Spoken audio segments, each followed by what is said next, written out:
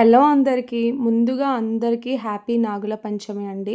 So, ఈరోజైతే మార్నింగే ఇల్లంతా క్లీన్ చేసుకొని, మంచిగా ముగ్గులేసేసుకొని, పూజ అయితే కంప్లీట్ చేసుకున్నాను.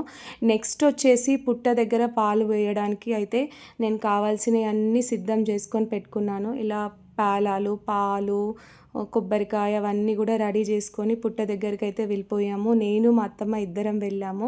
కొంచెం దూరంలోనే ఉంది మాకైతే పుట్ట.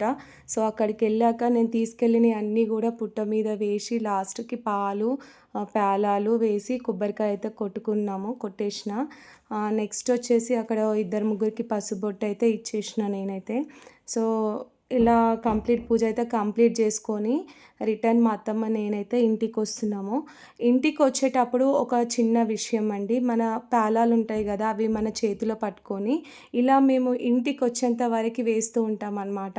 అంటే అది అలా వేయడం అనేది చాలా మంచిదంట. అంటే మనెంబడి దేవుళ్ళొస్తారని. సో, అలా అయితే మా అత్తమ్మ ఏస్తుంది కదా! నేనైతే నా చేతిలో అవన్నీ ఉన్నాయని ఎయలేకపోయినా. ఇంటికొచ్చాక కడప దగ్గర పాలు మనం పుట్టలో పోసిన పాలుంటాయి కదా! అవి కొన్ని తీసుకొని రావాలి. కడప కడిగి అక్కడ ముగ్గు వేయాలనమాట. ఆ కొన్ని మిగిలిన పాలు పిల్లలకు కళ్ళకు తుడవాలనమాట. ఈవినింగ్ పిల్లలు స్కూల్ నుంచి వస్తారు కదా! అప్పుడు చేయాలి. నెక్స్ట్ వస్త్రం అనేది కొంచెం పుస్తకు కట్టుకోవాలి. ఇలా చేయడం వల్ల చాలా మంచిదంట.